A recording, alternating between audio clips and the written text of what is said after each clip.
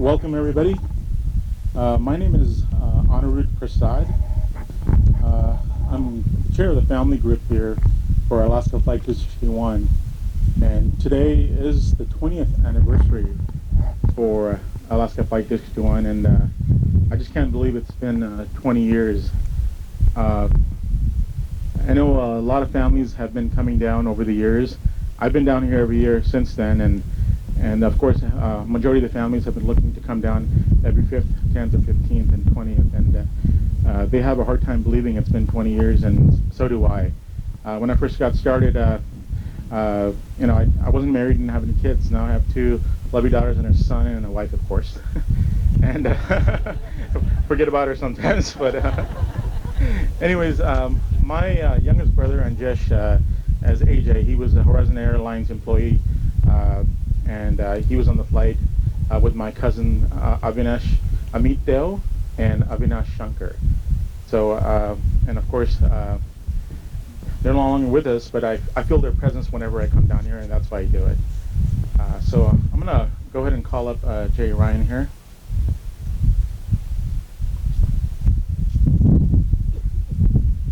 Hello, I'm Jay Ryan. On the plane was my brother Terry, his wife Barbara, their son Pat, and their son Jim.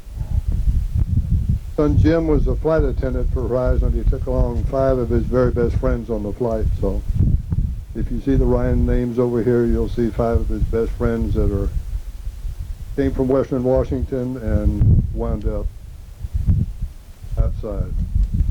So my brother Tim and I are supposed to say that. First place, I have to say that I want to look just like Anirudh when I grow up. I mean, he's dressed so nice today. I'm so proud of him that here I'm kind of laid back, but he's a good-looking dude. So my brother Tim and I are supposed to say, present the colors.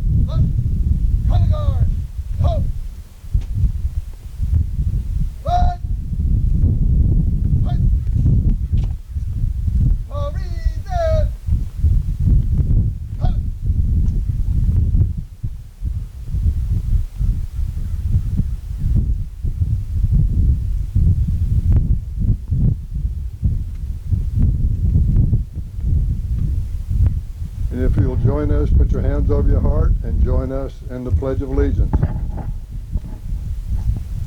Pledge allegiance to the flag of the United States of America, to the republic which stands one nation,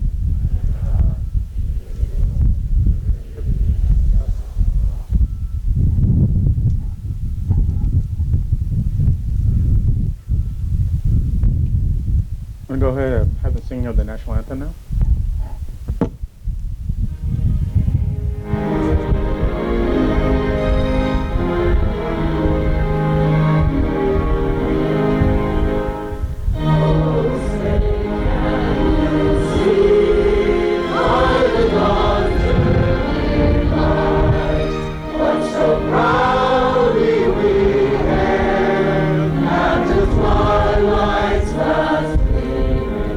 Whose bright stripes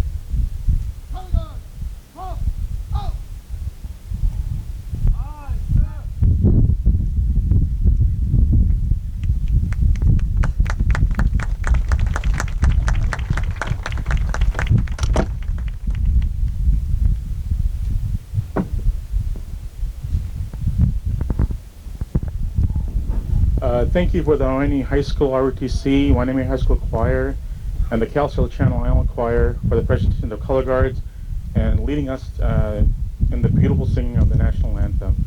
So thank you guys for that. So just so you guys know, so been doing this for 20 years, and it doesn't really get easy. Pretty much over the years, I've said everything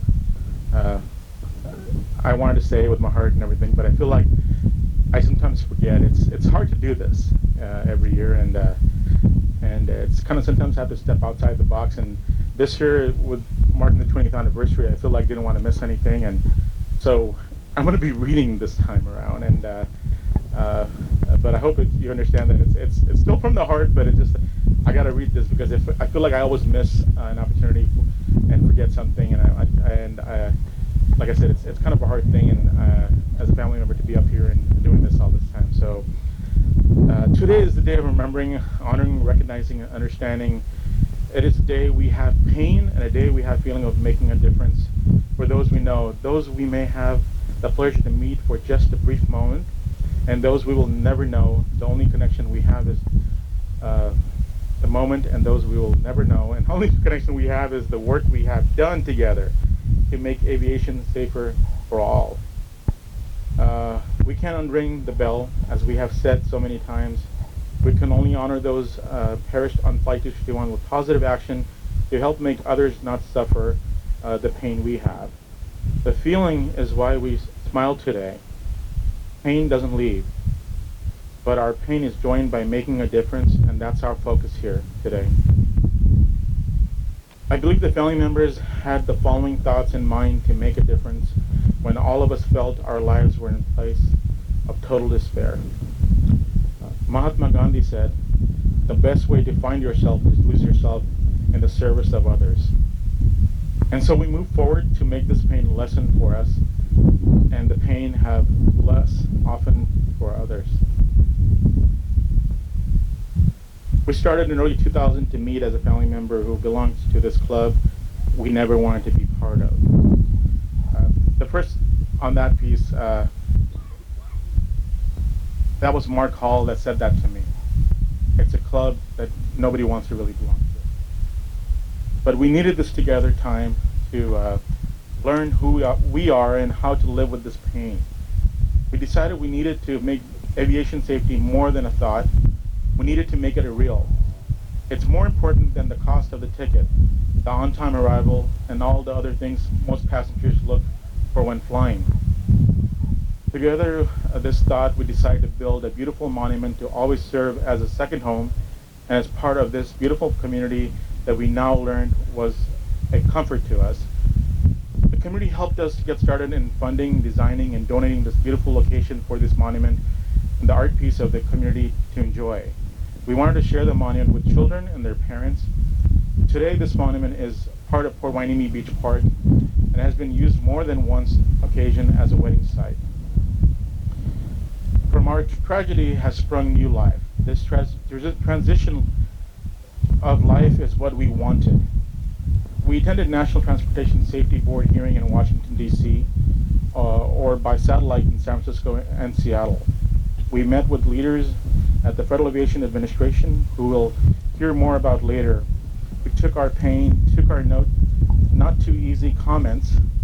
As you may know, we didn't really have some nice comments at that time, and turned them into action through the 46 findings of NTSB accident report. We were told no air disaster has ever been able to get the number of NTSB compliance recommendations from the other accidents approved and instituted into the FAA regulations. We had met with Brad Tilden, CEO of Alaska Group, individually and as a family group, and through his leadership and compassion has led the example to change culture and procedure, and has made Alaska the leader in commercial aviation safety.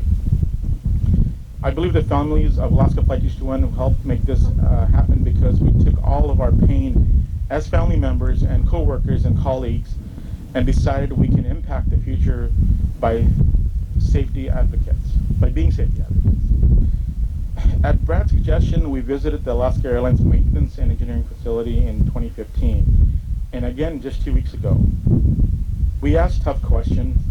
We shared lots of members, our family members, and Alaska coworkers and friends, and realized this pain is felt by so many today, even after 20 years later. We learned about Ready, Safe, Go. The change in culture and the mindset to make sure safety was the priority at every phase of Alaska operations was put into place. I believe the families of Alaska Flight 61 helped shape that culture. We learned that any employee at Alaska can and has used safety procedures now in place to stop flight when safety questions are or concern is brought up through the SOAR program. It's Safety Operations and Award Recognition program. We have heard about the use of this program and mindset, and that's what we wanted to promote safety in number one. The safety management system they have that's called SMS, now an FAA requirement of all airlines, became a reality when first approved by Alaska and FAA. This program is now a requirement for all airlines. The SOAR and SMS program became reality under Tom Nunn's leadership, and Tom Nunn is here today with us. Thank you, Tom, for coming. Yeah, you deserve the clap. And as the Tom Nunn leadership and as the Vice President of Safety, Tom retired in 2018, but came back to be with us today, of course. And our first in the airline industry, I believe the family members had a part in setting new standards and pushing for safety, which Alaska and this is what we really wanted. Tears came during our meeting at Alaska. We saw our pain was those we met for the first time at Alaska. We also saw the determination to make this type of accident never happen by improved process, procedures, and dedication by new and senior employees. From line level through executive level, new employees see a video that shows the effect of Alaska Flight 61 then and now, and how their first priority is whatever they do is safety, and this is what he wanted. You know, one of these things right now about the safety video, you know, I've heard about it quite a bit, but I didn't really know it existed. You know, it's something that until you hear from somebody that you rely on, and in that situation, I heard from somebody that recently got a job at Alaska, and they were shocked to see the video because they felt that, you know, for a company to stand up and show the video to their employees of what happened and kind of grasp that and understand and put that into their history, understanding that, you know, they've learned from this, you know, from what has happened in the past. You know, they were totally shocked about that, and it felt good to me knowing that, because I knew that it was there, but never told them that the video was there. But when they told me that, they confirmed that this is actually happening, I realized, and when I met with Brad 2 weeks ago at the maintenance facility, I made sure I thanked him and said I appreciated how, you know, that this is actually really happening, and it wasn't just kind of some sort of a, you know, saying or procedure or something, and that it did never take place. So just so you guys know that it does really happen. We remember our family members and colleagues today. We honor them with dedication, our work to aviation safety, and seeing their lives were not lost in vain by the outcome that we see today. You know, one of the things that happens is, like, people pass on, and you know, and it just, you know, it's part of life and everything, and we understand that. But when they tragically pass on, it's difficult because, I mean, you know, with the 88 family members on board, I feel like it was just, you know, they were the ones that decided they were going to be on that flight. My brother could have taken an earlier flight, but he decided not to. He was standby and took a later flight, and he made that choice, you know. And knowing what happened, and then I feel like there's so many lives that have been saved because of our family members. And they lost their lives, but because of them, so many lives have been saved. You know, and the planes got grounded, maintenance became an issue along the whole country and the world, basically. And the MD-83 plane that they were on, you know, basically they're grounded for a while. And think about how many lives was saved because of that. And then with the maintenance and all the regulations that has gone into place, you know, I know that it's hard to lose a family member and everything, but I feel like that their life had meaning, that's one of the things I want to remember all the family members that are here, and understand that, yes, we lost them, but I feel like, look at out here, we have over close to 400 people, I believe, here. So it's, and of course, you guys are all considered my extended family members. So I love seeing you guys all here. And I know some of the folks, this might be your first time here, but it's great to see everybody, and thank you all for coming out.